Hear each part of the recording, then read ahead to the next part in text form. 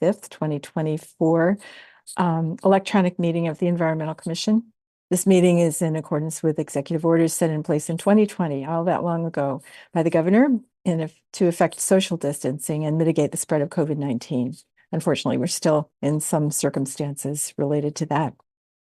We intend to conduct the meeting similarly to an in-person meeting, and please be patient if there are technical issues. Public comment is welcome and will be by telephone only. To speak at public comment, please call 888-788-0099 and enter meeting ID 962-0336-6452. This information is available on the published agenda in the public notices section of the city website and on the broadcast of this meeting on CTN channel 16. So with that, I would like to call our meeting to order and ask Sean to read our land acknowledgement statement.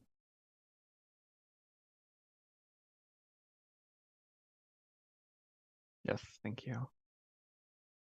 I acknowledge that the land the city of Ann Arbor occupies is the ancestral, traditional, and contemporary lands of the Anishinaabe, including Odawa, Ojibwe, and Badewatmi, and Wyandot peoples. I further acknowledge that our city stands, like almost all property in the United States, on lands obtained, generally in unconscionable ways, from indigenous peoples. The taking of this land was formalized by the Treaty of Detroit in 1807. Knowing where we live, work, study, and recreate does not change the past, but a thorough understanding of the ongoing consequences of this past can empower us in our work to create a future that supports human flourishing and justice for all individuals.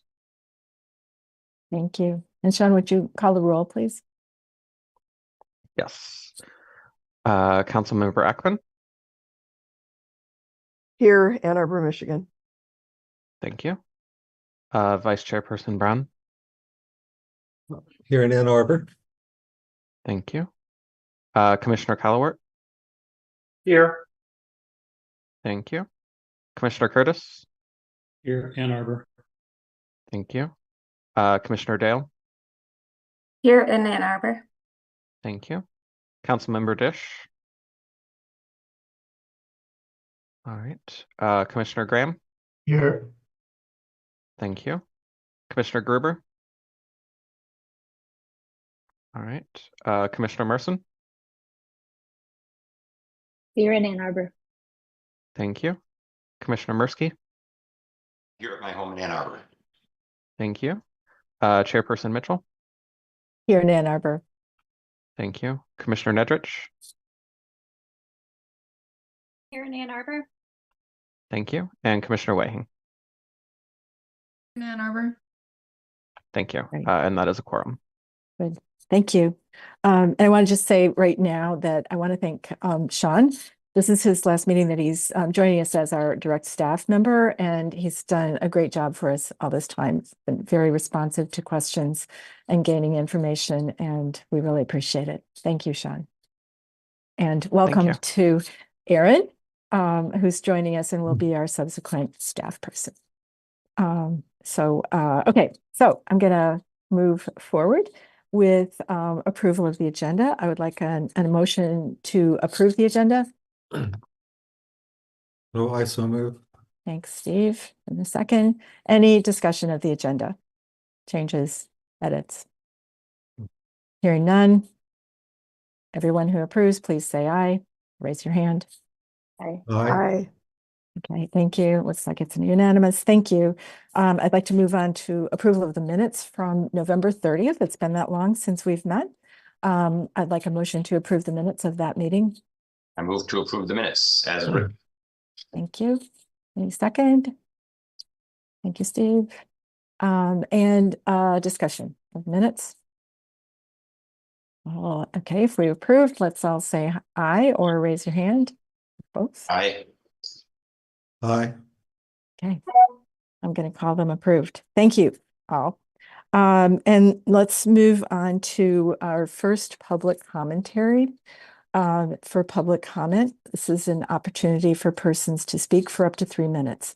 Please call 888-788-0099 and enter meeting ID 962-0336-6452. 6453. City staff will select callers that have raised their hand by calling out the last 3 digits of your phone number, and that will be in order in order to electronically raise your hand. Sorry, please press star 9 on your phone. You'll hear an automated announcement that the host is allowing you to speak, and then press star 6 to mute your phone. When speaking, please move to a quiet area and mute any television or background noise so that we may hear you clearly. And please state your name and address at the beginning of your comments. So, Sean, can you see if anyone is available to speak with us? Yes, we do have a raised hand, and also I just omitted Councilmember Dish. Apologies, Councilmember Dish, if you were sitting there for a minute. All right, we do have a caller phone number ending in 228. So caller ending in 228, I've allowed you to talk. You'll have to unmute and then please ask your question. Hello, can you hear me? We can, yes, thank you. Great. Hello, my name is Greg Woodring. I'm the president of Ann Arbor for Public Power, and I'm calling in to request that you pass the resolution calling on City Council to fund a Phase 2 feasibility study. Ann Arbor for Public Power just recently, earlier this week, released our recommendations for the scope of such a feasibility study. And I'd just like to remind the commission that Phase 1 feasibility study had a lot of great information in it and a lot of potential pathways that the city could take. However, one very important takeaway is that the only way that the city can actually reach 100% renewable power is with a municipal electric utility. Well, the feasibility study did propose several possible ways to mitigate our carbon emissions, such as the SEU, which could account for about 10% of our carbon emissions. Almost all of the other reductions relied on financial accounting schemes like renewable energy credits. This is not a sufficient means to address the climate crisis. We need to go beyond simply buying credits to offset the emissions that are still going to exist if we go down such a pathway. If we are to truly reach our 2030 carbon neutrality goal, then we need to move off of DTE's dirty power generation and onto 100% renewable power. The only realistic pathway we have to that is full municipalization. And a Phase 2 feasibility study will provide the city with the ability to make a sound offer to DTE with a much more exact price. Another major flaw of the Phase 1 feasibility study is that it did not arrive at a reasonable range for the study, for the cost of municipalization. The Phase 2 feasibility study should be largely focused on removing the uncertainty around the legalities of municipalization and coming to a much more reasonable price. This is of the utmost importance that we move forward on this quickly in tandem with other city goals. However, municipalization in the study was projected to take too long to reach our 2030 carbon neutrality goals.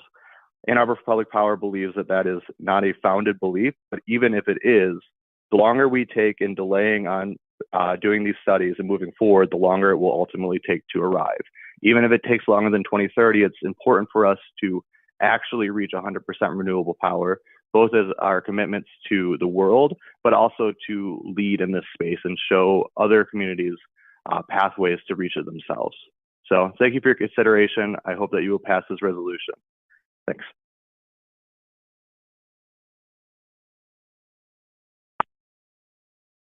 Are there other callers, Sean? Yeah, we do have a caller number ending in 245. You have not raised your hand. If you would like to speak, please do raise your hand by pressing star 9. All right, caller number ending in 245. I've allowed you to speak. You will have to unmute to do so. You can unmute by pressing star 6. So can you hear me? We can, yes. Yes. My name is Kathleen Murphy. I live at 315 Linda Vista Street in Ann Arbor. And I'm calling and will be repeating some of the same things that Greg Woodring said before me. I also work with Ann Arbor for Public Power, And I think, and we think, that a municipal electric utility is what Ann Arbor needs, for it could bring 100% renewable power. It could reduce our coal and gas dependency. It could remove the air pollution effects of dirty energy generation, and it could improve the health impacts on communities. But in order to have a municipal utility, we have to have a feasibility study, a feasibility study 2, to know how much it would cost, and that study would have to include a more thorough and accurate examination and evaluation of DTE's infrastructure, include a legal analysis that provides a much more precise estimate of the cost of acquisition beyond the physical assets, and it would require opportunities or include opportunities to upgrade the system for improved reliability and to incorporate renewable power generation. So for all those reasons, I urge the Commission to support a phase 2 feasibility study for municipalization. Thank you very much. Thank you. Are there any other callers, Sean? We do not have any other call. Oh, one just popped on the line. Caller ending in 134. If you would like to speak, please raise your hand. Oh, you just have. All right. Caller ending in 134. You should be able to unmute by pressing *6 and then ask your question or give your comment.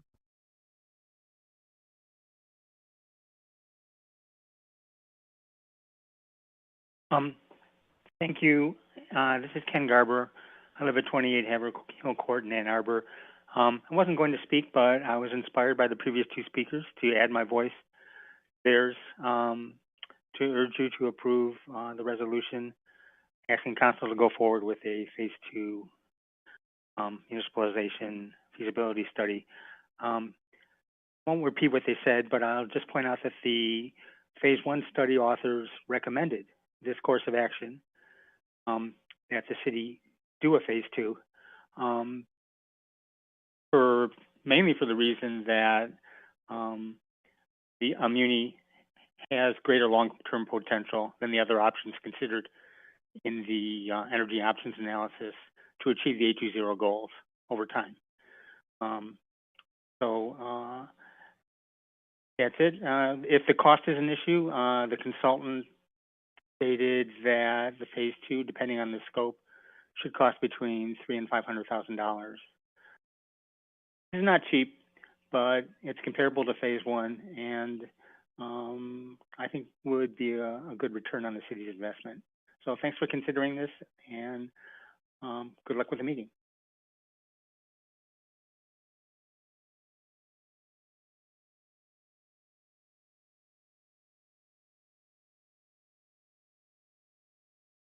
I do not see any other callers on the line at this time. Oh, Rita, you are muted.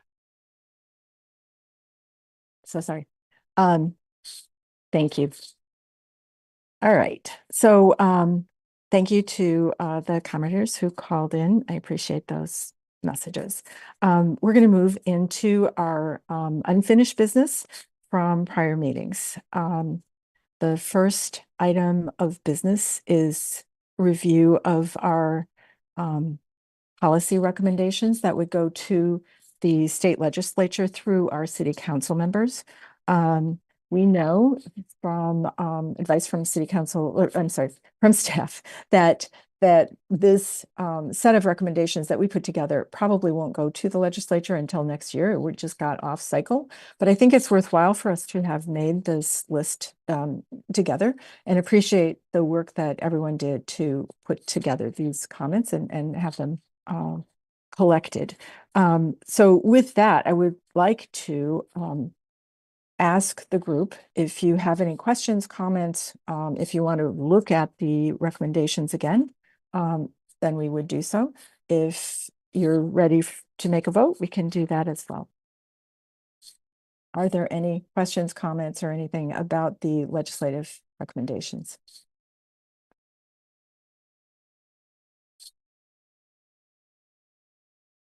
Commissioner Mirsky. Thank you. I don't have the list in front of me right now, but in the first group, by recollection, there is a recommendation related to driver's license or something like that. Mm-hmm. And I support it, but I was wondering why that's coming from this commission and why it's grouped in the grouping that it's in, and why it's grouped from the environment, basically coming from the Environmental Commission. If somebody could comment on that, that would at least, I would understand the context of how it ended up on the list. Right. Okay. Thanks. I appreciate that question. And I see Commissioner Graham's hand because I believe this was your contribution, and I'll appreciate your It comments. is. A lot of people who work in stewardship of the environment are likely not legal residents. It's just ridiculous that these people drive around without a license. Thankfully, in the Ann Arbor area, when they are stopped or in an accident or something, the gendarmes are very generous and careful. And they don't charge them for driving without a license, which would get them in serious trouble. But it would be better if all of these folks were licensed, provided they're living in Michigan and can prove it.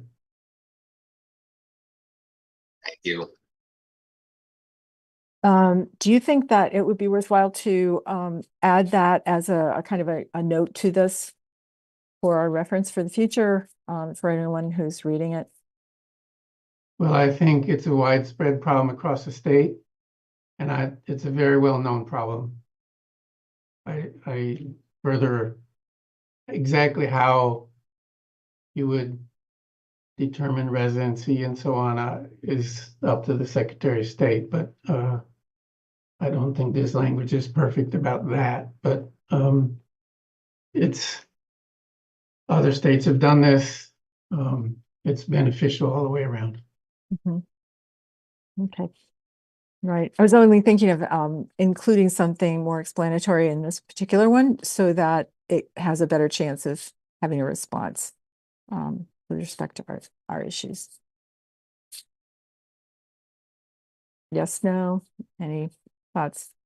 I think that makes sense. I think people don't understand the background, may not understand the rationale for it and why it's in the context of an Environmental Commission recommendation.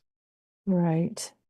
Do we want to say some words that would be included right now, and would we like to look at the list? I don't want to belabor this, but I do want to make sure that we get kind of this moved along. So maybe the simple word change would be to change residency status to citizenship status. Then it's clear that all residents in Michigan should be licensed, whether they're citizens or not. Thank you, Sean. If I may just chime in again, maybe a bullet point under that indented, just that expresses in one sentence the rationale that Chris described, that there are a lot of people working in this service area are likely undocumented workers, and that it doesn't make sense that these people are driving around without a license, something to that effect.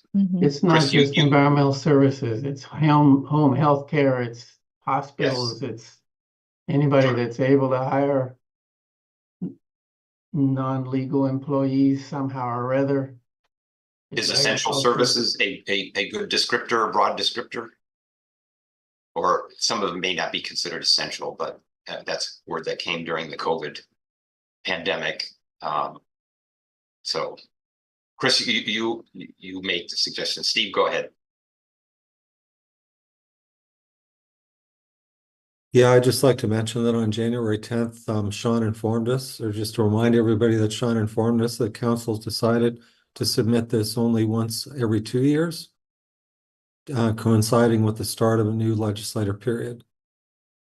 So I'm not sure if these won't be Won't pertain to this year legislative session or potentially 2025.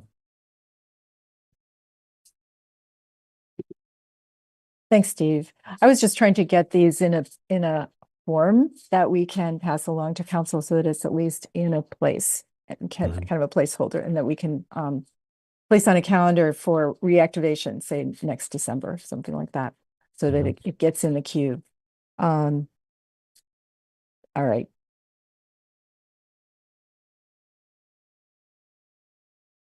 Would wording to the effect that John just suggested, workers in service positions will benefit, and the general public will benefit by having driver's licenses.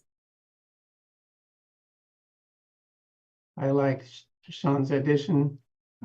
It's not maybe, they are driving without a license. They have no other way to get to work. I mean, it's not just environment, but that's fine for our purposes. And Right. I think that's where we can comment, and others can certainly join in.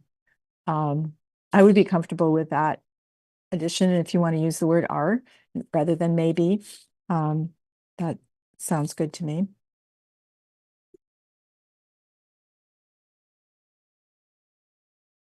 Right. Rita, I would just motion to maybe move it into a section that's called like human health and safety, as opposed to biodiversity, because I do think, I want everyone to have a driver's license that's driving, and as a human, it would be more safe. So, and that is an environmental concern, that I don't think it belongs under biodiversity. agree. I agree. Yeah. I agree. I think that's a great suggestion. Thank you. So Sean, if you could just move it down, that'd be great. It came out of our biodiversity group, but yes, you're right. It's definitely broadly applicable. You're good at that, Sean. Thank you.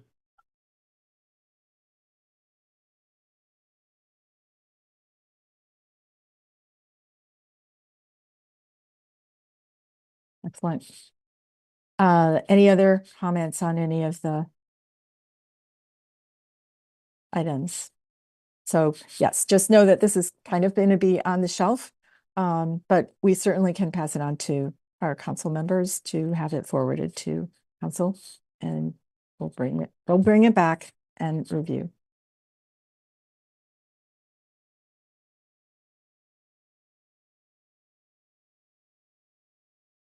All right.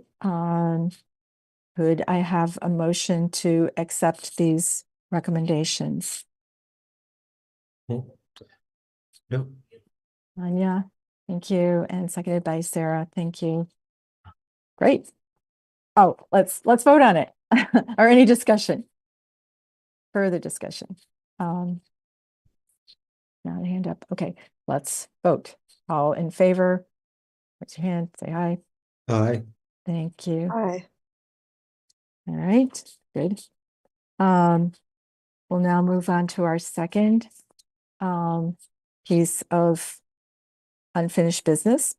And this is the draft resolution in support of a phase 2 feasibility study for municipalization of electricity for the city of Ann Arbor. This is still in draft, and I did show it to you all last time. And I'll just say openly that I have been participating in the Ann Arbor for Public Power group, just so you all know that.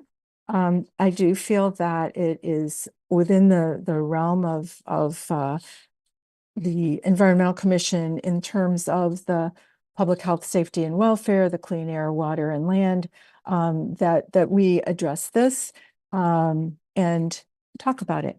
I would like for us to have this be a discussion today and not to go to a formal vote. The reason is that I have talked with staff, and we will have an opportunity next month to have some additional comments from staff who've been working on public power for or alternative energy for the city.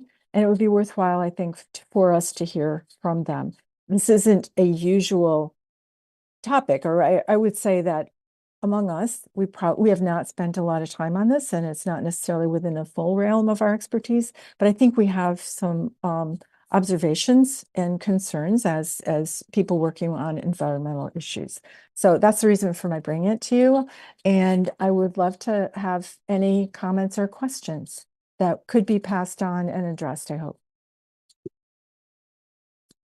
Commissioner Brown. Yeah, this is excellent, but it's great that staff will be able to come at our February 22nd meeting, I think, to discuss this further. But I just wondering, I mean, one of the alternatives is this SEU proposal. Mm-hmm. And we also have this ongoing neighborhood neighborhood scale geothermal heating and cooling Mm-hmm. proposal that I know that the OSI staff got a grant to to write up a proposal. So I'm wondering when that proposal would be, or feasibility study, I guess it is. I'm wondering when that would be available for public view and when they expect that analysis and that report to be completed. The analysis and report related to which part? Oh, just to setting up a geothermal Right. system, in the Bryan neighborhood. Mm-hmm. Yep. Because this serves as a Good question. template for the Yeah. rest of the city. And I think it would be good information to have before any major decision is made, just to have it available as a, because presumably there'll be some cost and timelines, estimates in that report. Yeah. So I think that would I be hope very so. helpful. Is there, Sean, are you able to address that particular question, or should we just put it on the side and make sure that we get it to the staff? Unfortunately, that is not in my work area, so I Okay. don't know the answer. Okay. So Steve, I want to just make sure I get the question. So you would like to know the status of the alternative, the geothermal heating and Yeah, the Bryan in Bryant. neighborhood, when the feasibility study, when that's expected to be completed and available for public viewing, Mm-hmm. and that it includes, cost estimates and different scenarios. Okay. So I would just remind people that this is would probably be one of the principal pathways for the SEU, and with or without DTE. Where you use this geothermal energy as in a number of communities, it seems to be a cost-effective solution. A lot of, in fact, private liberal arts colleges are already installing them, like Princeton, Oberlin, Actually, University of Michigan is Ball as well. State, Michigan. Yeah, exactly. Yeah. So, and I'm also wondering what kind of cooperation is envisaged between the city and the university in terms of sharing a plan for such a system. If the university carbon neutrality operation is already figured out that this is a viable option for them, I'm wondering if the city is also inquiring with the university about how they could cooperate together to reduce costs and timelines for implementation across both the university and the city. Okay, thanks. I mean, I'm happy to, I don't have the option to get rooftop solar, so I'm eager for any opportunity to invest my own money in getting my household carbon neutral as soon as possible. So I would Right. see this as well as the municipalization as viable paths. Okay. Thank you. Commissioner Curtis. Yeah, so my concern is, if the phase one study recommended pursuing both the SEU and the municipalization. I don't know if the city has the resources, bandwidth to do both at the same time. That's something OSI really needs to decide. Do we have the money? Do we have the people to do that? And if not, then we might want to start with the SEU, wait a couple of years, get that going, and then start the muni option. The phase one study was clear with the muni, we're not going to achieve 100% reliability by 2030, or extremely unlikely, and because there are a lot of legal hurdles before we get started on that. The SEU, we can do it now. There is no legal hurdles. It's just, do we want to spend the money to do it? And let's do it. And when you start talking about reliability, that's power poles and lines and stuff like that. That's really not the reliability. That's not the, where we're getting the energy from. So it's a different study. It wasn't really addressed in phase one at all. I think it's a reasonable assumption with the muni option, eventually the reliability be better, but you have to get to the muni option. Then you have to have the money spent to get the power poles and everything else upgraded. So it's not like we're going to snap our fingers with the muni option and have a reliable grid. That's not going to happen like that. It's going to take a while. Okay. Yeah. I mean, also like a well-run utility should have started burying all those lines 40 years ago, 50 years ago. Right.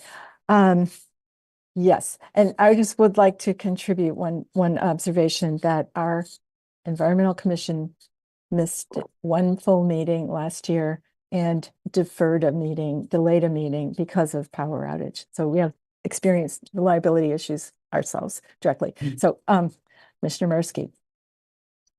Yeah, a couple of comments and questions.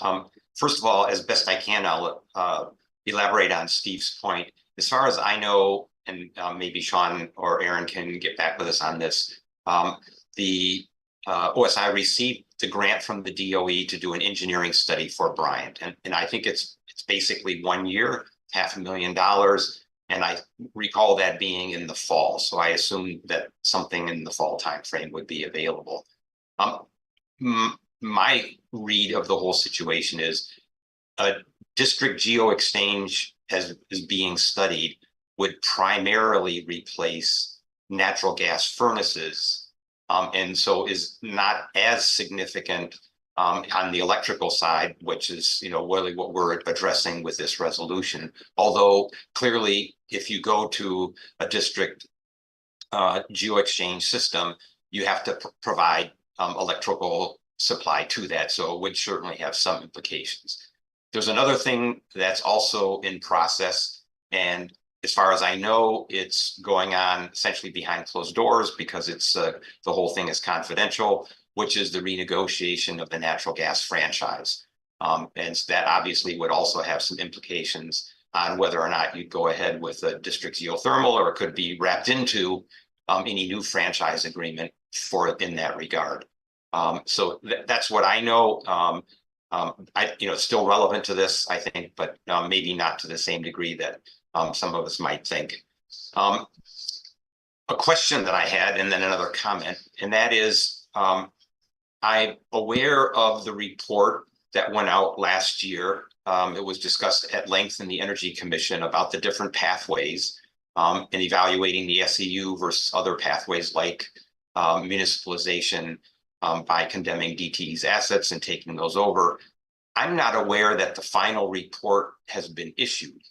And if so, I don't know, maybe it's on the city's website, but I haven't read it yet. And I know there were a significant number of comments that were submitted and came out of the Energy Commission, as well as just were submitted in writing to OSI. And so what I would hope is that before we vote on this, that we would actually have the final report with the comments being taken into consideration and hopefully addressed. And then the last thing I would like excuse me, John, I just want to Yeah. be sure I understand which comments you mean. Comments that were submitted in the draft version of the report on options to 100% renewable energy. Okay. So there was a draft that was released. It was released for review and for comments. And like I said, those were submitted, but I don't know that those have been addressed in a final report issued. So, Okay. I think the final report would have certainly some bearing on at least provide input to the Environmental Commission on how we might vote on this resolution. And then the last thing that I wanted to call people's attention to, this came up in the comments, the public comments. There was an MLive article that was published on January 18th, written by Ryan Stanton. The headline is Ann Arbor for Public Power calls on city to take next step to ditch DTE energy. And that article included the following statement, quote, "The Detroit-based company also has said it's committed to partner with Ann Arbor to meet the city's goal to power the entire community with 100% renewable energy by 2030. I had not heard that before. I sent an email to Joe Lang on the 22nd and called to his attention a couple of points. First of all, that quote says 100% renewable energy. Energy is not just electrical energy, it's also energy in the form of natural gas. So I'm not aware that DTE has committed to 100% renewable energy, either on the electrical side or on the natural gas side, and certainly in total. Secondly, I asked, in effect, who is the source of this information? I mean, obviously Ryan wrote it, but presumably somebody from OSI could talk to him, and he's essentially citing a statement from DTE. So I would really like to know if that's coming from an authoritative source. And I've asked also that these questions be addressed in the February Energy Commission meeting. I've not yet heard back from Joe, but obviously that would be relevant to any discussion and action we might take on this resolution. And then finally, I just made an editorial comment that if the statement isn't true, it should be really corrected. And we should call for MLive to clarify or correct the statement. And frankly, if it is true, then it should be celebrated because it would be amazing if DTE is committed to supplying Ann Arbor with 100% renewable energy. So those were my comments and questions. Thank you. Thank you. Good observations, and thanks for following up on that. And I'll go to Commissioner Graham. And okay, thanks. Ready. This is complicated, and I read a lot, I pay attention, and I haven't seen nearly enough information on any of these subjects. I think I probably should join the Energy Commission in order to understand. These are very heavy-duty decisions to make and probably have some very significant costs associated with them. I'm very glad a lot of the discussion here is not about reliability, but it's about the source of our energy and how we incorporate much less carbon footprint into how we energize ourselves. It's also complicated between electricity and gas. How we deal with each is very different.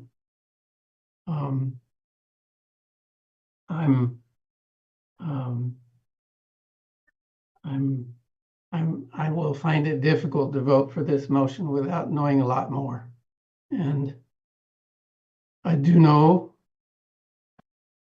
because I do pay attention to what Edison are doing, or ET is doing in the community, they are spending a remarkable amount of money upgrading electricity overhead lines, adding a whole lot more energy to this community through very much stronger infrastructure. 20 years ago, the electricity on my circuit, which comes from the Ann Arbor Woods little substation underneath the water tower, was probably out 5 or 6 times a year, and sometimes for quite a number of days. They've really completely reconstructed not just our circuit, but all the way back to the Monroe power plant. There are much heavier duty lines and much more defense against trees going on. Part of that was to bring a very substantial upgrade in amount of electricity coming in the university through the new substation on South State Street.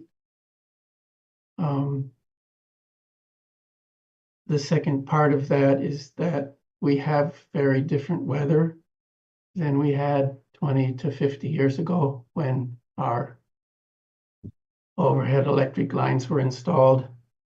And a lot of people blame DTE for what are much more serious storms.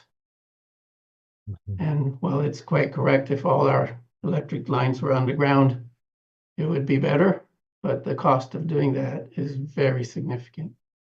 So I'm really eager to hear where I can read, where I can learn. One of the downfalls of not having a daily newspaper with great journalists employed there is that we don't have a source where we get these things very easily. So thanks, Commissioner Graham. I do want to say that this resolution is about a study of further moving us forward as quickly as we can toward having 100% renewable energy, which is the 820 goal. So the questions are, what is the source of energy? It does not necessarily have to be generated here within our borders. But we need reliability, we need clean energy from sources that we know are reliable. And we need to look at costs. So I think all of those things are important, and that those would be a part of a feasibility study. So this is intended to support moving forward with better information for all of us and for the community. Councilmember Ackman. Thanks. I was just thinking, another important piece of context to this discussion is the clean energy bill that was passed by our state in November. And I believe, someone correct me if I'm wrong, that requires all of the energy producers in Michigan to be on renewables by 2040, which I know is further than our goal. But I think what we also learned from the feasibility study is that, the takeover of DTE's infrastructure to meet our 100% renewables is going to take past 2030, very likely, with the legal challenges ahead. And I think that's an important point. So cheers to the state for doing something. And that we're in a better position, I think, now to put pressure on DTE than ever. Thank you. All right. So here's what I think. It appears that we might be at a lull of this discussion, but I will appreciate your sending in any questions that you would like to make sure to have addressed. I will collate them and make sure that they get out to everyone to review beforehand, and make sure that they also get to the Office of Sustainability to be addressed. I'm hoping, I haven't confirmed this, but I'm hoping that we'll have an assessment by the Office of Sustainability and Innovations on the first level of the feasibility study, so that they can comment on it and let us know their interpretation of it. The concern that I have, I'll just say, with DTE is that much of its power right now is intended to come from natural gas for quite a long time. And so that is a concern in terms of it being clean and renewable energy. So, right. Thank you. This is a really good discussion. Oops, I see another hand. Erin. Yeah, and I just wanted to quickly add, there is a city webpage specific to this study and this effort, if you all have not seen that. And I know it's not convenient to drop a link in a live meeting, but I think if you just search for renewable energy pathway City of Ann Arbor, that'll take you right to it. And there's direction to sign up for newsletters to stay updated on all the information. Perfect. Thank you. All right. Once again, thank you. And I would like to move on now to our new business for the evening, which is a presentation by Sean Reynolds, who is the staff initiator of the 10,000 Trees program. And he's going to present with us to us on the startup and not exactly the status because it's under study, but initial underpinnings of the 10,000 Trees program. So thank you, Sean, for preparing information and for being here to present it. Yeah, thank you. Appreciate it. I'm going to share my screen with my presentation. All right. As Chair Mitchell has said, I'm going to be giving you an update on the 10,000 Trees Initiative, how it has been going so far, where we're at, and a little bit looking forward at the end of the presentation. So just as a recap, and for those of you who may not know, 10,000 Trees Initiative was started in spring of 2021. It is one of the actions that is outlined specifically in Strategy 6 of our 820 plan, which is to enhance the resilience of our people and our place. The action under that strategy related to trees specifically calls out having 10,000 additional trees planted on public property in the city by 2030 and 10,000 additional trees planted on private property in the city by 2030. There are many folks working on the public property side of things at the city, from our forestry department to our parks department, but there was no one looking at the private property aspect. And so the Office of Sustainability and Innovations launched the 10,000 Trees Initiative to tackle that side of things. So we have distributed trees through two main methods so far. These are our community tree planting events and our free tree giveaway events. At our community tree planting events, these are targeted events in neighborhoods or at community spaces such as a house of worship or a community center. Plantings themselves are volunteer planting events that are staff-led. We're typically planting 2 to 3-ish inch caliper ball and burlap or containerized trees. And we do preliminary site visits with the folks who are going to be receiving the trees ahead of time, which I will talk about in a little bit in terms of the education and outreach that we do around our trees. But that's the general layout of the community tree planting program. Our second program is our free tree giveaway program. This is a tree distribution event that is open to all county residents. The trees that are distributed through this program are self-planted by the residents who receive them, and they are typically much smaller. They are 2 to 3-ish foot tall seedlings, so very small seedlings that we're giving out through that program. In terms of the education that we provide to folks who are receiving trees, as I mentioned during the community tree planting events, beforehand, I actually go out and I meet with each person who's going to be getting a tree. And I look at their yard or their private property and look at the locations that they're interested in planting trees. I make sure that those are good locations for planting a tree, so far enough away from the house, for example, not underneath a power line if it's going to be a large tree. We talk about the species options that they have based on what do they want. So are they looking for a tree that will provide lots of shade because their house doesn't get any shade in the summer and it's getting too warm? Are they looking for a tree that will produce fruit for them that they can actually harvest and eat? And then also based off location. So again, if the site that they're looking at planting a tree is underneath of a power line, then I steer them away from the larger tree species that could cause issues with that power line. And then we also talk about the maintenance after the tree has been planted for them, how they can keep that tree alive and happy. Everybody who gets a tree through the program, whether that's the free tree giveaway or the community tree planting, they all receive a tree planting card, a tree information card specific to the species that they received, as well as links to maintenance resources such as the United States Forest Service's Tree Owner's Manual. So these are some examples of those educational materials. On the left here, we have the tree planting card that we give to them, which was actually developed by the Michigan Department of Natural Resources. And then on the right here, we have an example of our tree information cards. This is the one for the pawpaw that we have put together. It has some generic information about the tree, some information about the benefits that can be provided by that tree.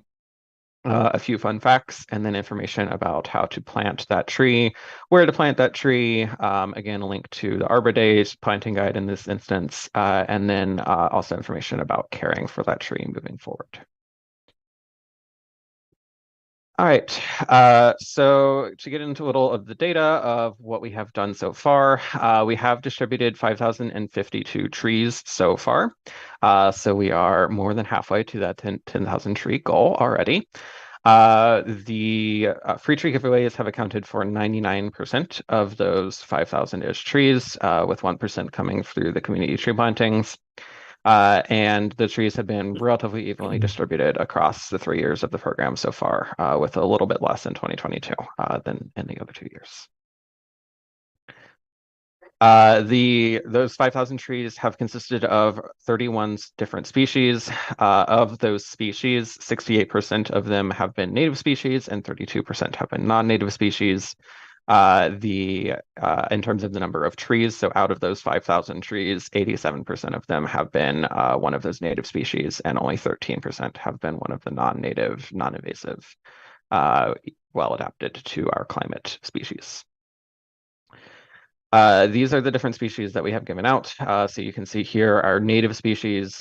These include everything from pines and spruces to larger shade trees like lindens and oaks, some maples, and then all the way down to smaller trees like the American hornbeam, and then some flowering dogwoods, eastern redbuds, and serviceberries and hackberries, for example. And in terms of non-native species, we have given out some Norway spruce, bald cypress, yellowwood, magnolia, Coosa dogwood, flowering cherry, sweet cherry, peach, pear, and apple. These trees have come from a few different sources. Our community tree planting trees, so these are the larger caliper trees that we've planted in volunteer events. These have come from 3 different nurseries: Lodi Farms, Nature and Nurture, and Wild Type. And our free tree giveaways, we get all of these seedlings that we give out for that through the Washtenaw County Conservation District. They have their annual tree and shrub sales. We partner with them to purchase the seedlings through that.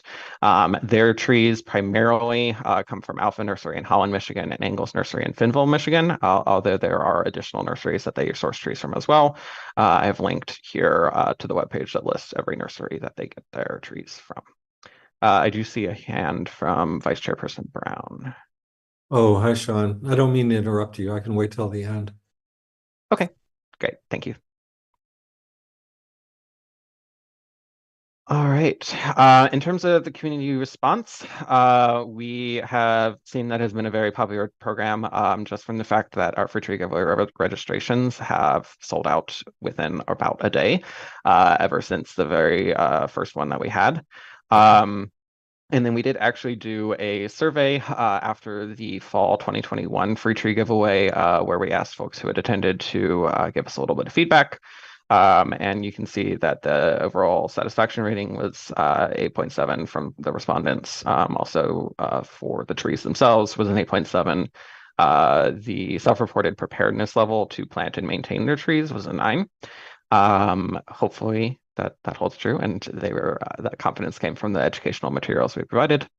And then we did also hear a lot of desire for smaller species to fit urban yard sizes, but also some desire for larger shade trees. So we're trying to focus on species that meet those 2 criteria moving forward.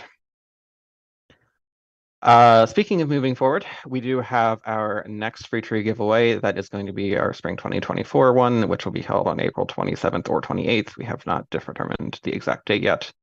But we are going to be distributing around 4,500 trees. At that event, it's going to be our largest free tree giveaway yet. And it is going to be 9 all native species that we're going to be giving out through that event.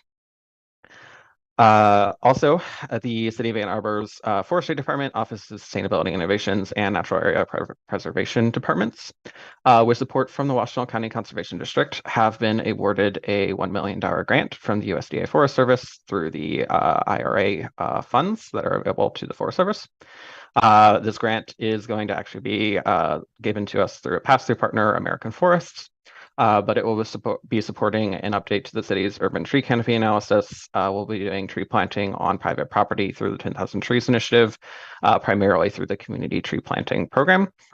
We are going to be doing some strategic planning around our natural areas management. And then there is also funding in there for a feasibility study to look into if we can start our own tree nursery that would be owned by the city and or county to help produce trees for the county's tree sales and for our free tree giveaways and potentially our street trees as well. We are also currently planning a survival study. So this is going to be our way of checking up on all the trees that we've given out so far, seeing how they're doing, if they were ever planted in the first place, because, you know, when we have those free tree giveaways, once we hand the tree off to folks, we don't know what has come of it. So we want to figure that out. We want to go see, did they actually plant it where they said they were going to plant it? And if they did, is it still alive? How's it doing? What's the condition on those trees? We will also be checking up on the ones that we've planted through our community tree planting events, which we know were in really great condition when we put them in the ground, but we're going to check up on them and make sure that they're still that way. That it will also potentially involve some discussions with the homeowners around how they are feeling in terms of taking care of their tree, if they need any support in that, etc.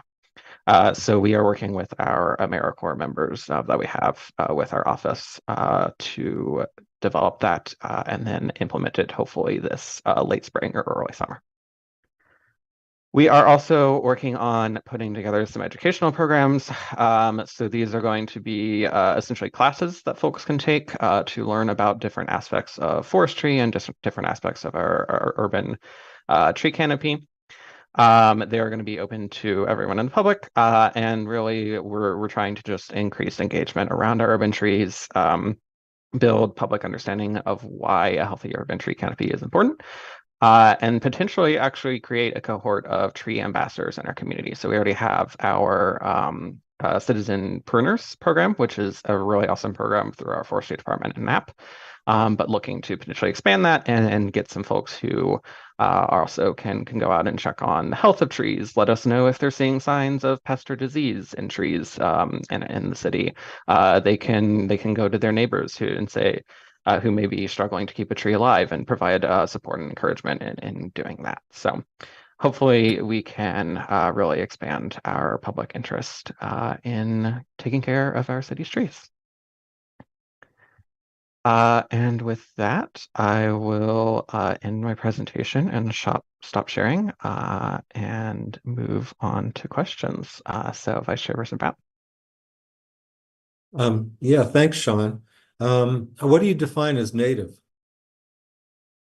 Yes, so for the purposes of our program, we are following the same rules, I guess, as the forestry department. So anything that is native to the state of Michigan, we are considering to be native. It may be native to northern Michigan, not necessarily to southeastern Michigan. But if it is a species that is native to the state of Michigan, then we're considering it native. Okay, because with global warming, I mean, you expect the ranges to be traveling northward. We do, yes. So some of those non-native species that we had planted are ones that are found in like Ohio and a little bit further south. So those ranges are likely moving up into the area where, you know, they're not native to here, but they will be very well adapted to. Yeah, I've seen yellowwood as one of those, and and I've noticed that you don't have buckeyes in there. No, we have not given out any buckeyes yet. All right, well, that's it. Thanks. Commissioner Curtis? Yeah, a few questions. Why any non-native trees at all? Sounds like for 2024, you're not giving out any non-natives.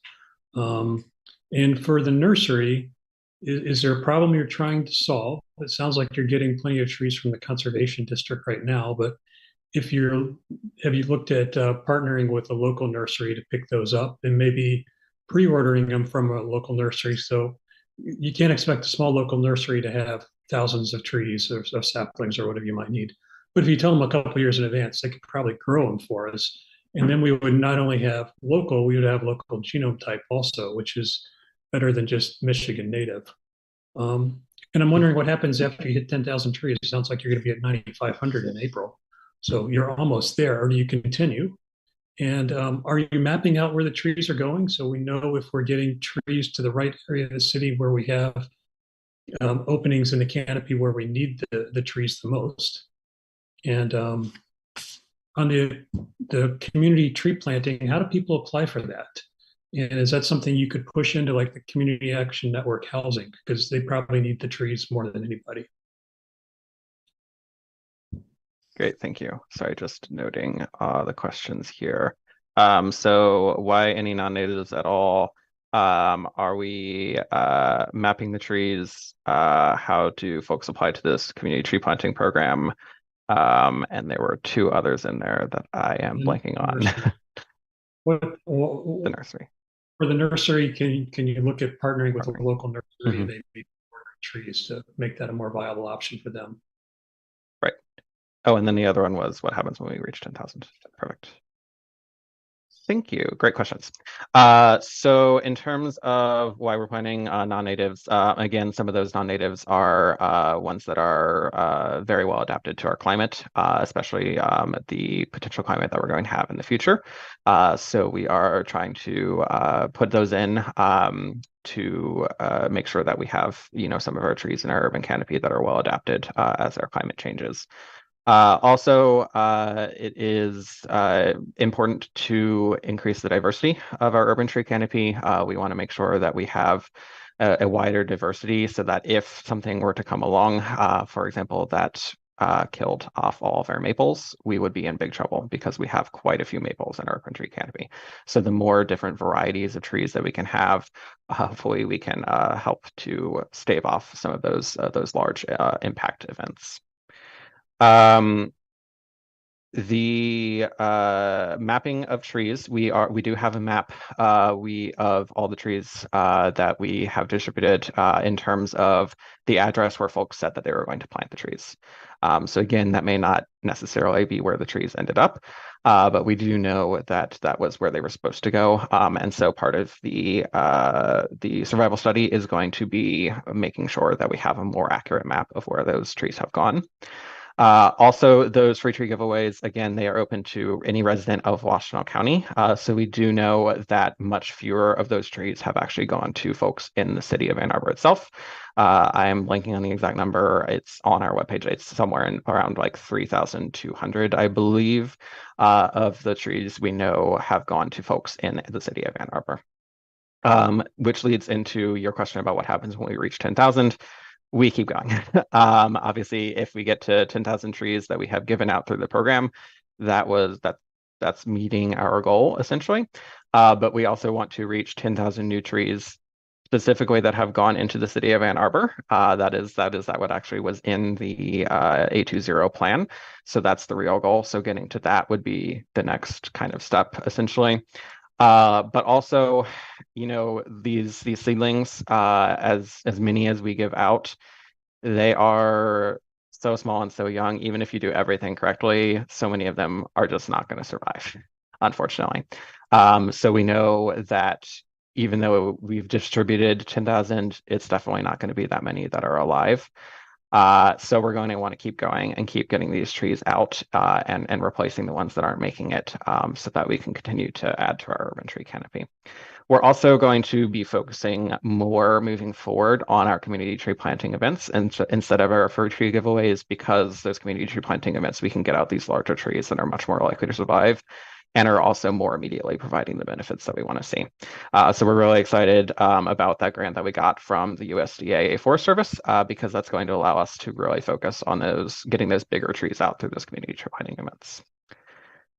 For those community tree planting events, we have not had an application process for any of the ones that we have done so far.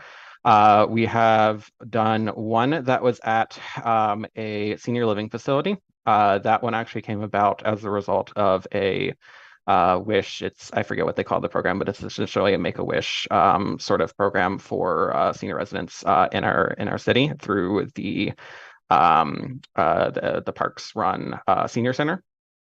So we had a wish from a resident at that facility to have some trees planted, and we worked with them to do that.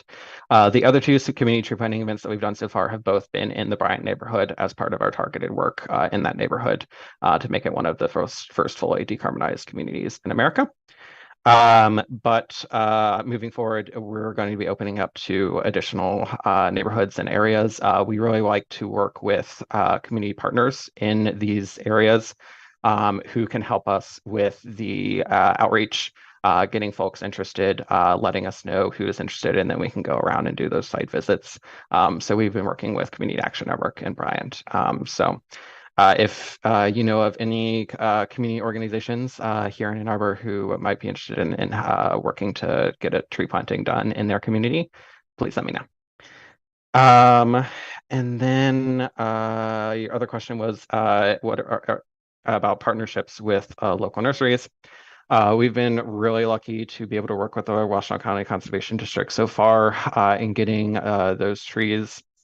Unfortunately, getting as many as we need for the free tree giveaways, as you mentioned, is very difficult with some of the smaller local nurseries. So we've been lucky to do that with the Conservation District. Moving forward with the focus on the community tree planting events, those have much fewer trees going out, but again, they're larger. So we are looking to partner with local nurseries on that much more heavily, since it will be smaller quantities of trees. And that is also why we are looking through that grant into the possibility of creating our own nursery here with the city and the county to help provide some of that stock that we simply can't reach the number that we really want to be getting out through the local nurseries that we have here. And I think that was all your questions. Hopefully that answered all of them. All right. Commissioner Marson. Hi, thanks for your presentation. It's very interesting. Are owners of commercial properties eligible for the community tree planting events? Yes, as long as it is privately owned property, then it is definitely eligible for the 10,000 Trees Initiative. Chairperson Mitchell. You are muted. Back to some picky details. First up, I want to say I loved seeing holes in leaves in one of your slides. As one who appreciates pollinators, it's good to see recognition of potential caterpillar damage that could be food for birds. And so do you include education on the kind of the bigger picture of what trees contribute, including biodiversity support? Yes, definitely. As we're building out those educational programs, we really want to include all of the different benefits that trees provide and that native pollinators can provide to our trees inversely in that programming for sure. Okay. Also, well, the trees also provide food for the pollinators is the other part. So one other kind of picky detail, you showed us the pawpaw, and I know that those are dioecious trees, and so you would need a male female in order to get the fruit. Do you do that? Do you pair the pawpaws? Yes, so we actually have not given out any pawpaws yet. Okay. We did one planting that was sort of outside the 10,000 Trees Initiative, where we actually a group of our A2J ambassadors put together a fruit orchard. And we did plant 2 pawpaws there, and we did make sure that we had a male and a female at that one. I believe that one of the species we're doing at the upcoming spring giveaway is pawpaws. So I have not worked out exactly how we're going to go about doing that, making sure if folks want fruit that they get a male and a female. But we're going to look into it. Okay. I know it can be tricky, but I appreciate that you're doing it. Thanks. Thank you. Commissioner Dale.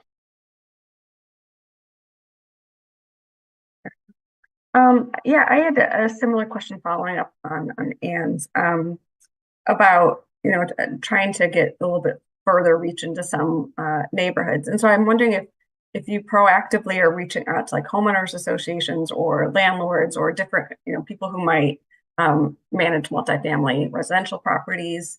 I could see there being less incentive if it's not where they are living, right? But those might be the areas that need more of it. So I'm wondering if that's built into the program.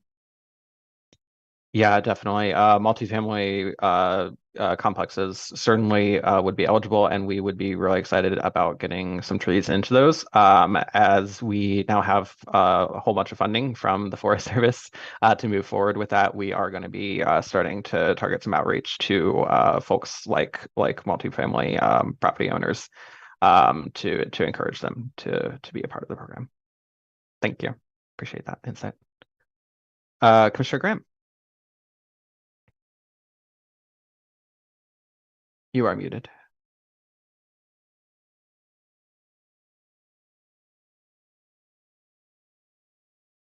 Commissioner Graham, you're muted. I'm sorry. Nice. Congratulations. You must be having a great deal of fun with this. I'm impressed that people are coming and that you're handing out so many trees and they're taking them home or to their place, wherever it is, and planting them. I have quibbles. One is with some of the species on your list, and two, and more broadly, is a lack of cultural and cautionary information associated with each tree. Lisa or Rita began to bring it up when she talked about pawpaws having male and female trees, and you don't really get the fruit, which is the big deal about them, without both. And I don't see in the materials the cultural information. For example, most conifers like sandy soil, and that's not what most places in Ann Arbor have, or at least some rich, well-drained soil, if not sandy. If you're giving away pear trees, they're most likely invasive species. Maybe you're giving away natives, fruit trees. Tell me if you are. I'm not sure most peach trees planted here will produce fruit without spraying. I can go on down the list. I'm just concerned that, I guess I'll bring up silver maple. Here's a native species. That would probably, well, in 40 some years of being in business, I've never planted a silver maple anywhere for anybody and would refuse. Why? Because they get gigantic. They grow very fast. They have very weak wood and break in storms. It's a tree that growers tell homeowners, well, this will grow fast and you'll get shade. But the downside down the years is very heavy, and I wouldn't have it on the list. So I don't know how to incorporate into your program someone who really knows plants and really can advise you or help you produce materials so that people can see them before they get what they're asking for, so they learn. Lastly, there's one oak on the list, pin oak. They do not grow well in clay soils, which is most of Ann Arbor. A lot of people would like oaks. I would like to see a lot more species of oaks on your list, including some from the Ozarks, if you're really serious about climate adaptation. There's some very interesting plants down there, and that would be a good reason to do an own nursery, is to grow some of these plants that are quite a bit further south that are also really fit into our ecosystems here. I don't know, I don't want to be critical. I think planting trees, kind of like pocket forests, is a good thing to do. But I would like to see just a great deal more sophistication in what we're doing and how we're doing it. Sorry, thank you. Thank you. I appreciate those comments. Yeah, definitely putting together or being able to have our own nursery and being able to grow what we want to grow would be really helpful. We have been pretty limited in the species that we've been able to select in terms of they are the ones that the Conservation District has had available for us to purchase through their sales. I will say that some of those species, the silver maple included, those we did not even those were distributed early on when we were just taking trees that were left over from the conservation district sales, and those were what we were giving away. So we had not even ordered those specifically. So the conservation district sold autumn olive for 50 years for wildlife and hedgerows across southern Michigan on farms. Farmers bought them by the thousands. Very terrible invasive species. It was very difficult to stop them from doing that. As I say, I'm maybe that's not the right source for things that we'd like to do here. Free notwithstanding. Thank you. I do know the conservation district is also doing a lot to try to think more strategically about the species that they're offering. I will also say very briefly that the tree information cards that we give out, they do have some information about the types of soils that are preferred by the trees on there. So we are trying to get out that information. And with my site visits, I do try to ask folks about the types of soils that they have and try to offer species to them that would do well in this. So, but thank you. I really appreciate your comments, and definitely we are working to try to make this more strategic in the species that we're offering for sure. Good, thank you. Thank you. Commissioner Mirsky. Thank you, and thanks for the presentation. And I remember your first presentation, and I can definitely see where you've worked to continuously improve the program. So I applaud your work on this. Really great. Just a couple of quick thoughts. I assume you're not giving out Bradford pears, but no. Fruiting pear trees, right? Yes, correct. Great, great. And by the way, sample size of 2, I have 2 in my yard and both are fruiting well. And the same with peaches. I have 2 in my yard and both are also really great in terms of bearing. So that's not indicative of what's going to happen across Ann Arbor, but just a quick FYI. 2 other quick comments. The survival survey, I really applaud that. I would just recommend that you consider just doing some statistical sampling. I don't think you have to sample, thousands of trees, 100 trees. If it's done well, should give you a really good idea of how well the different species are doing.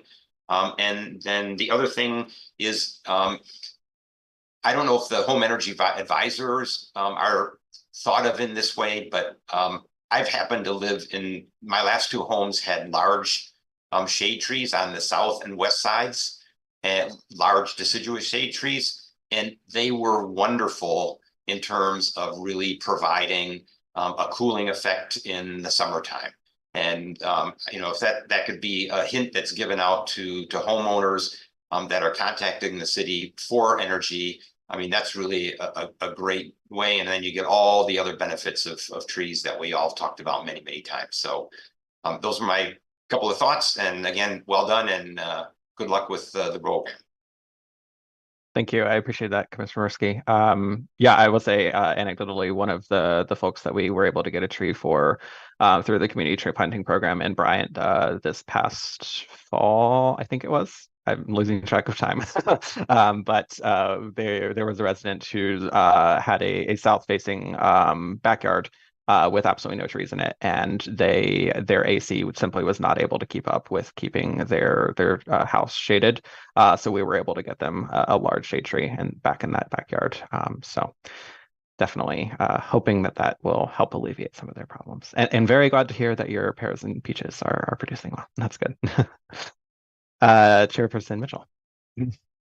All right, so I just want to bring up the opposite concern and a consideration, because I'm not sure how to address it, but trees on the south side could potentially block solar panel installation. So how are we addressing that? Because I think it's not just for this program, it's for everybody, and existing trees. I would really hate to see anyone take down a tree because of solar panels, and I'm personally not doing that.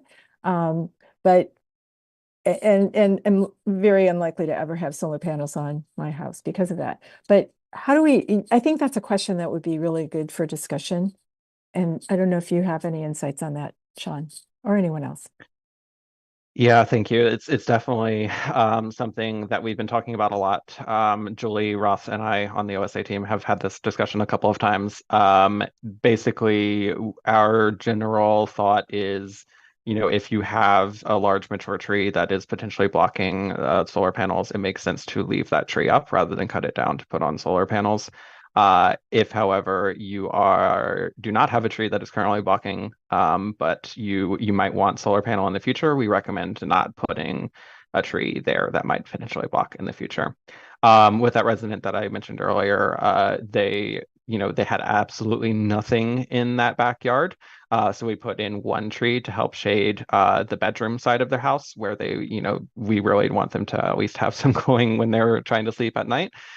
In the summers, and we left the other half of the backyard open so that if they wanted to get solar panels in the future, that would be a possibility. Because I did talk to them ahead of time and ask, are you interested in potentially getting solar panels? Especially since it was in Bryant, where we're working really closely with that neighborhood to decarbonize, and we have been getting grants to put in solar panels on some folks' houses. Definitely wanted to make sure that there was some room back there. So that is part of the conversation that we're having with folks is balancing the potential future for solar panels with the potential future of the trees. Right. And I think, so just to add another layer of complexity, it's possibly not only that resident's house, but perhaps their neighbors that who may want to have solar panels. So you wouldn't want to set up a conflict. And I think that can happen or has happened. And it would be potentially something that we should consider talking about from a policy perspective. How do we deal with that? Yeah, it's a great point for sure.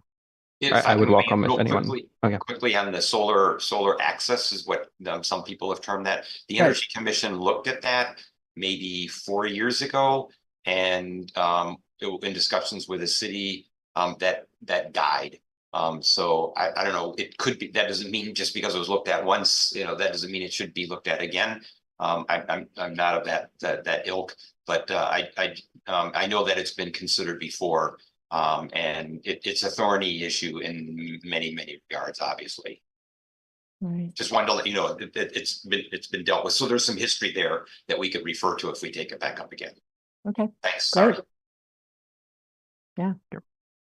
I was also actually really quickly, sorry, I was reminded, one of the other things that we're looking at with this grant is potentially purchasing a software that the Arbor Day Foundation has developed that actually allows folks when they are getting a tree through us to go in and see a satellite imagery of their property and place the tree in different parts of their property, and it will tell them if that is a good location or not based on if it is too close to the house, if it's too close to utilities. It will actually provide information about how much shading of the house it will do, if it would conflict with solar panels that may be on the house, things of that sort. So it's a really cool tool that we're looking into potentially purchasing. Well, great. Are there any other questions for Sean? And then I just want to say thank you very much. We'll look forward to having you back to talk about survival. When you have information for us, that'd be great. So let's move on. We're now at the point of reports from committees, commissions, staff. And so I guess I'll just go through my little roster here. I would like to call on the biodiversity working group.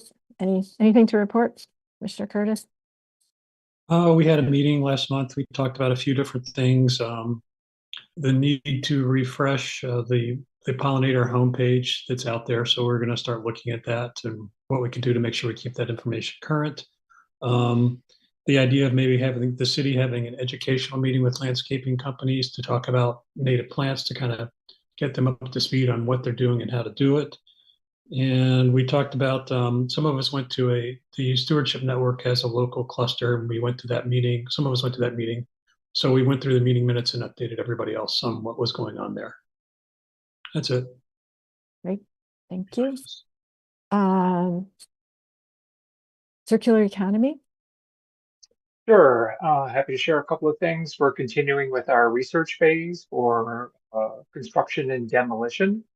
We've talked with two communities, Madison and Austin, about their work on this topic. We are speaking with a representative from King County in Washington State next month. And we're trying to reach out to about 3 more communities who've been doing this for a number of years to understand their work.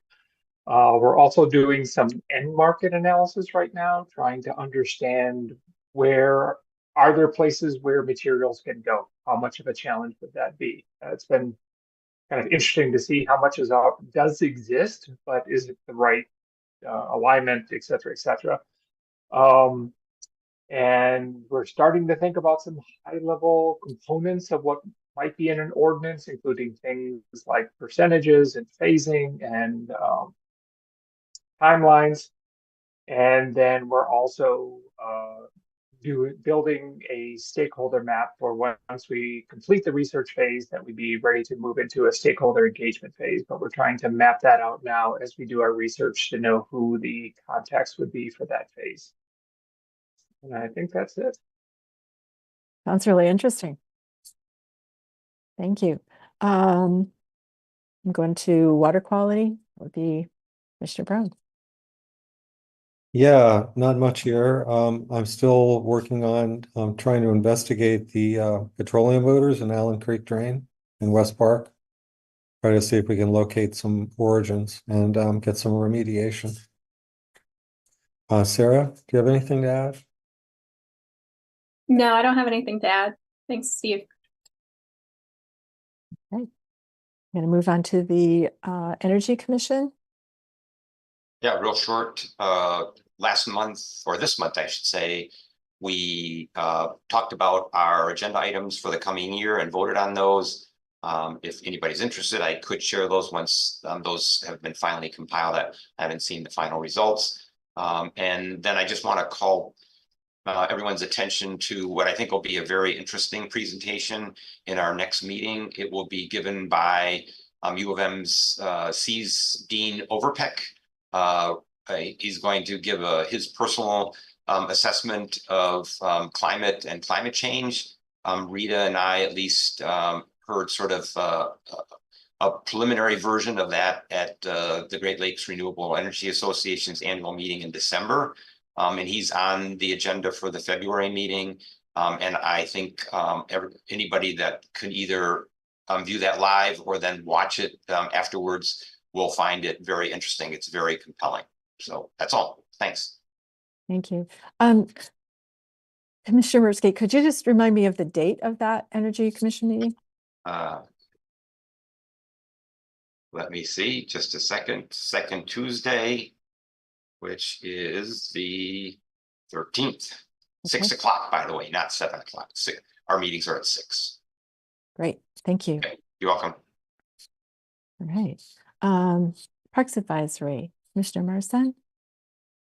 Yeah, we had a meeting in December and January so far that I will summarize. We had a presentation on the Americans with Disabilities Act transition plan that has recommendations and a very substantial work plan to bring our parks facilities up to the current standards.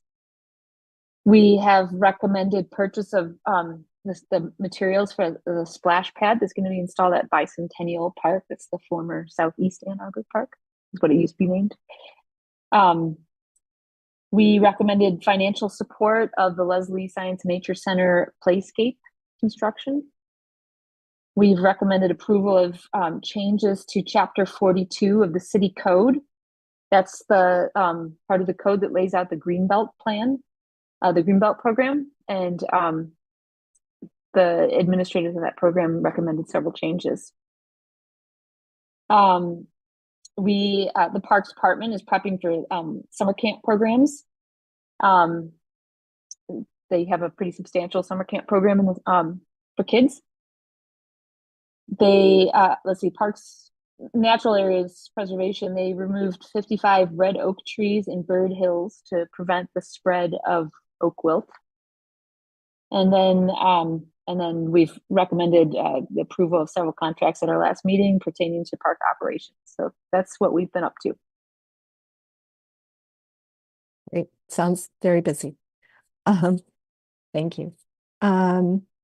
And next on my list is the Transportation Commission. I think Yeah, that's so the news on that is that Councilmember Briggs and I both share a passion in this area, so we are taking turns. And so I'm not the liaison anymore to that commission. She is. So I'm sorry that I don't have any updates. I will be paying attention though, and when I have some news, I'm happy to share it.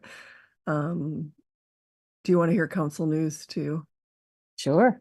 We just passed, and sorry, Councilmember Dish, but I'm just so excited that we passed ordinance change to allow front and backyard solar, which had previously been banned for what I understand to be primarily aesthetic reasons. And so I'm very happy to see this change. So just passed on Monday. Excellent. I have a ton of things to add because Councilmember Ackman is forgetting that we haven't met with this body since November.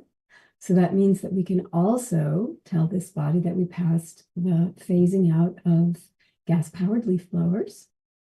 And boy, have we heard a lot about that from a community that feels like we are, I don't know, outlawing children. But that's just the way some people feel about their gas-powered leaf blowers. We also, in December, on the consent agenda, approved a couple of fee sales through the Greenbelt program to farmers. There were 2 of them, and that is just a really amazing thing that we're now doing with the Greenbelt. It's super important that we not just protect farmland, but that we also protect the livelihood of farming. We also signed an MOU with that approves a cost sharing agreement between the city, the county, and Huron-Waterloo Pathways Initiative to do that piece that builds a tunnel and gets, makes a huge connection on the B2B trail. So that is incredibly exciting. Thank you for that. Oh, you are more than welcome. Since I have been elected, they didn't really let me work on it, but I kept saying, I want this. So I'm really, really glad that it happened. And obviously I'm not the only person who was saying that, but and then there were a couple of things that we approved to equity programs to support decarbonization for people who cannot afford to purchase this themselves. And I'm just not going in all the details because it would just really bore you if I did. But we also did a $900,000 contract with Walker Miller Energy Services to administer the Home Energy Advisor Program. And that is going to also be really, really exciting. And then I think there was one more thing that you would be interested in. Maybe not. No, I don't think so. I think the rest of it is planning stuff. Yeah, it's planning stuff.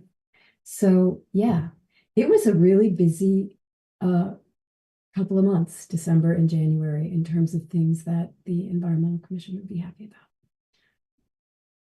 Great. Thank you. Councilmember Dish, do you mind staying on and talking about the Planning Commission? Since we usually have a report on that. Yes, I have to reopen the document I just closed. I mean, yeah, we did the Plymouth rezoning that council just voted on. And well, I mean, I think that I don't know how much of what's happening on planning is interesting to you all. Yeah, it looks like John's got a question about the other stuff I mentioned, and I'll try to find this document again. My thing is, I just wanted to applaud council for passing TC1 zoning along Plymouth Road, because I think that has the potential, along with the other TC1 zones, of significantly addressing scope 3 emissions over the long term, related to commuting and a lot of other things. So I don't know that we'll see the benefits of that immediately, but in the long term, I think that's really significant. So hats off to council for doing that. Great. I see Councilmember Ackman. Yeah, I'm sorry. I forgot to mention that we also got a memo back from the city administrator that was attached to our last meeting packet. That was, based on our request before for them to identify incentives to electrification of buildings. And so a set of recommendations came back, a set of things that they looked at that they don't recommend are in that memo too. And I look forward to working on it with Councilmember Dish and other of my colleagues to think about what we can push forward to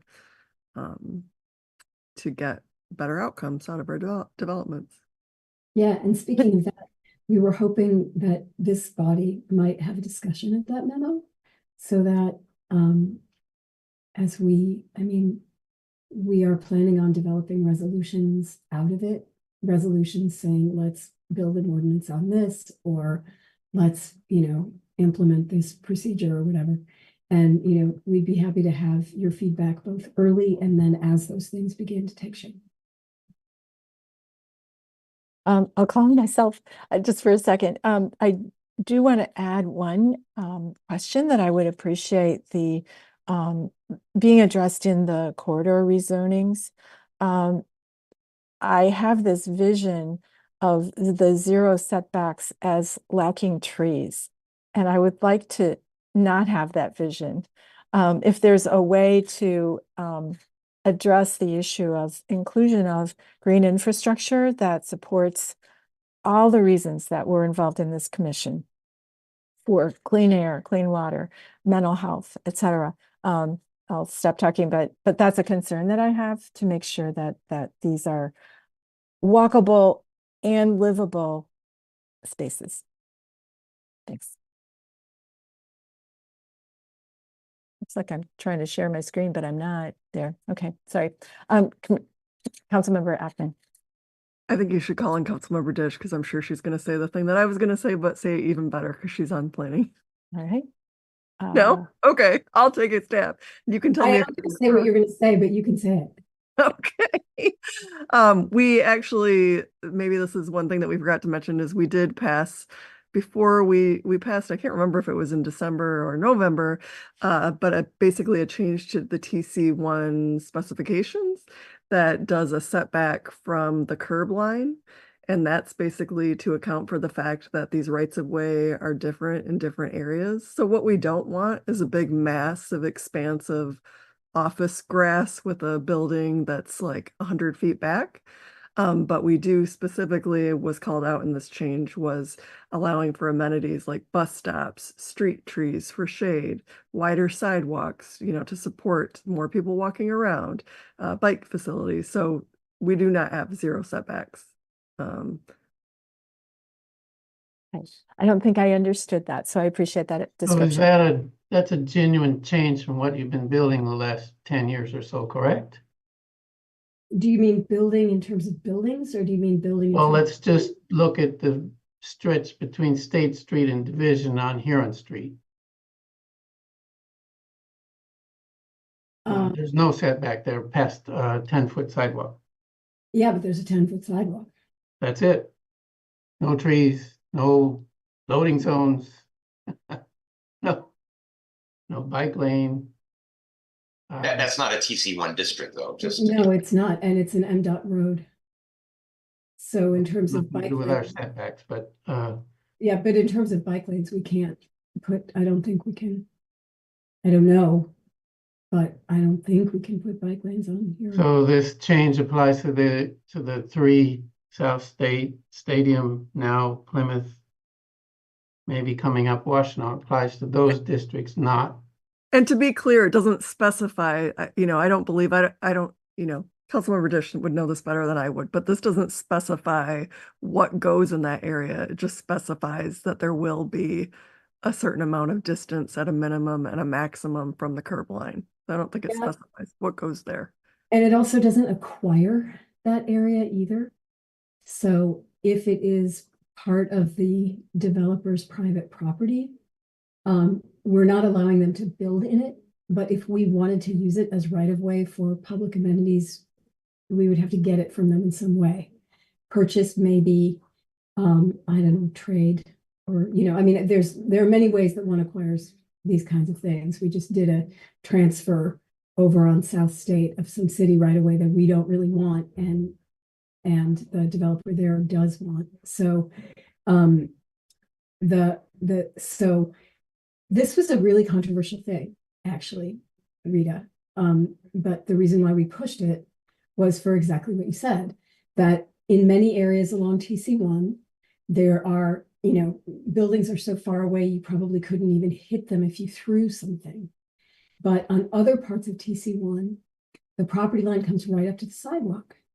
And if you did not make this rule that it needs to be set back, there would be no ability, to have anything other than a 5 to 7 foot sidewalk, which is completely inadequate for anything that we need. It's even worse than along Huron, which has a pretty wide sidewalk. And so what staff did then was to measure this right of way from the back of the curb rather than the property line. So in many instances, we will be, when you build something new along TC1, you will have to build it closer to the sidewalk than many of the buildings are there.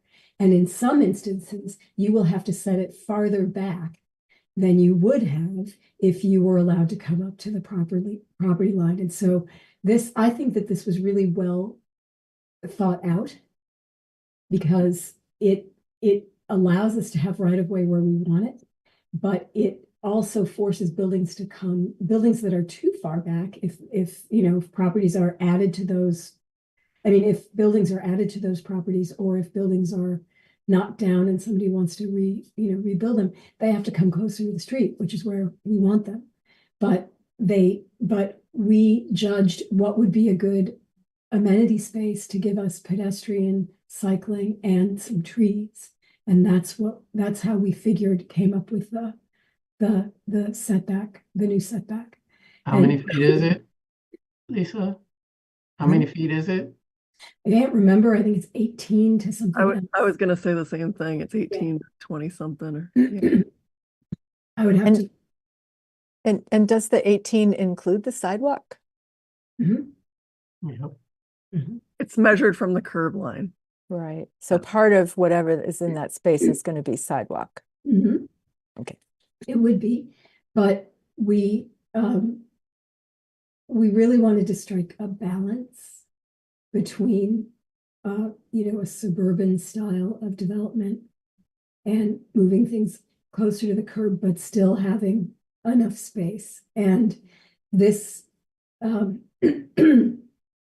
this was based on our downtown mostly, which in the DDA district, that is where we have, a lot of amenities and bike lanes. And this was also done with the assumption that we aren't going to be moving curbs anytime soon, because that would be another way to create right of way. But along some of these corridors, it's just not likely that we can have a bus lane, if we want bus rapid transit, and car lanes and bike lanes if we move curbs. And so it was a lot of thought went into this, and it created a fair amount of controversy among some people who really felt that zero setback was absolutely the way to go. And so I'm really pleased to see it. And I think that staff was courageous in pursuing it, and also creative in what they brought to us. Thank you.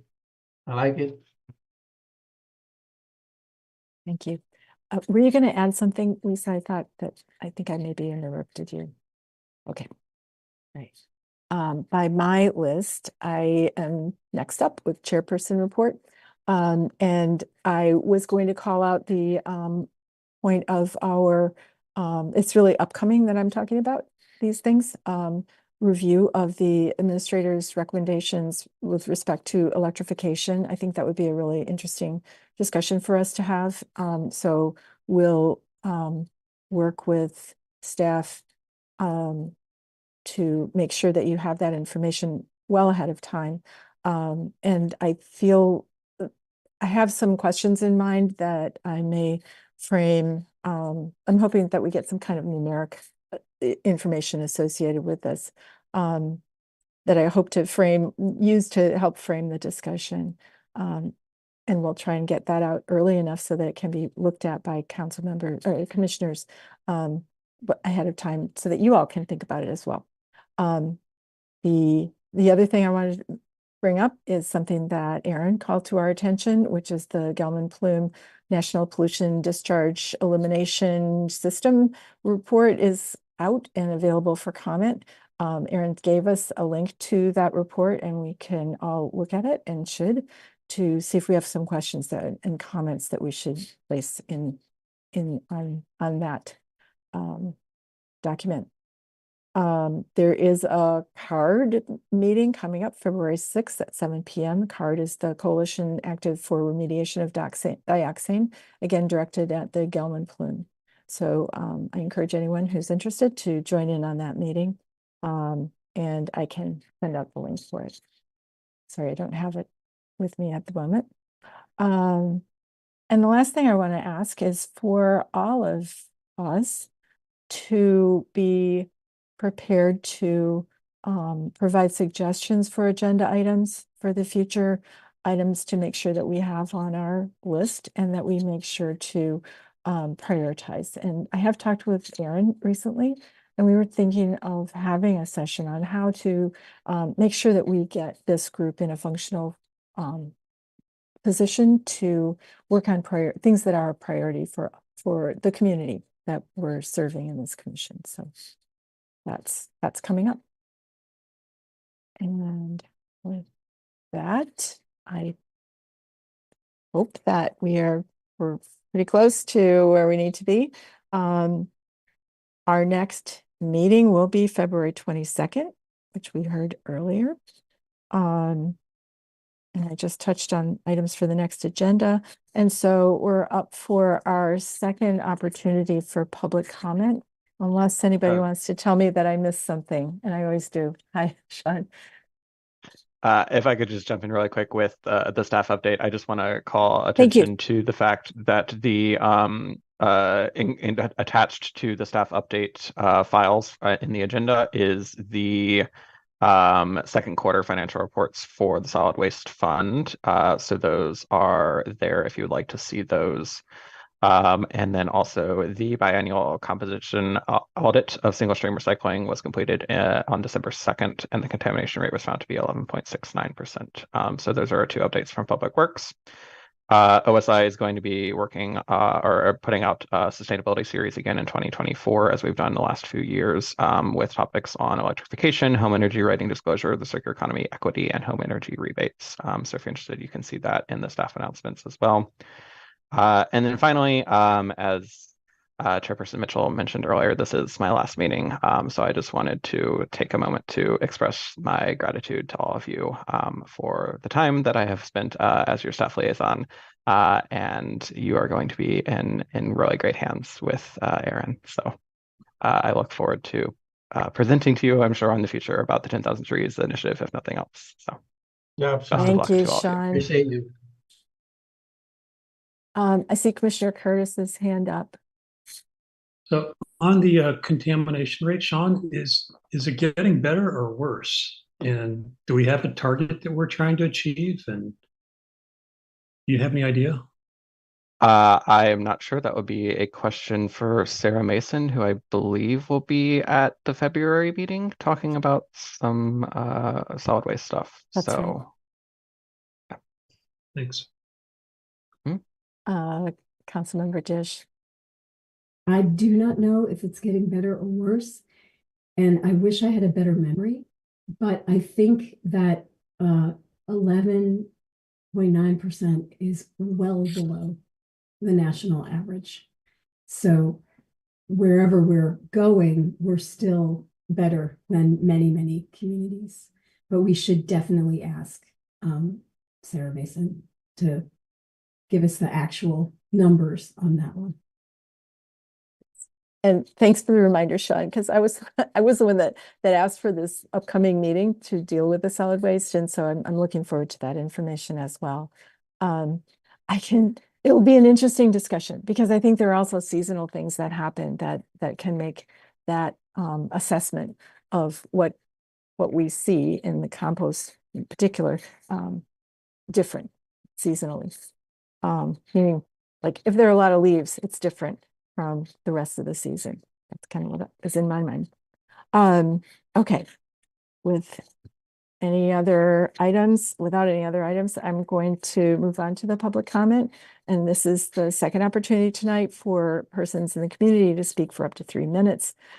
Please call 888-788-0099 and enter meeting ID 962-0336-6453. And city staff will select callers that have raised their hand by activating *9 on their phone. They'll call out the last 3 digits of your phone number, and you will hear an automated announcement that the host is allowing you to speak. Press *6 to unmute your phone, and when speaking, please move to a quiet area and mute any TV or background noises so that we may hear you clearly. Please state your name and address at the beginning of your comments. Sean, do you see anyone who wants to speak with us?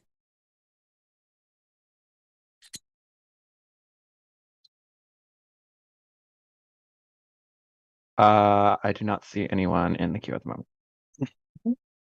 I'm going to give just a few seconds, and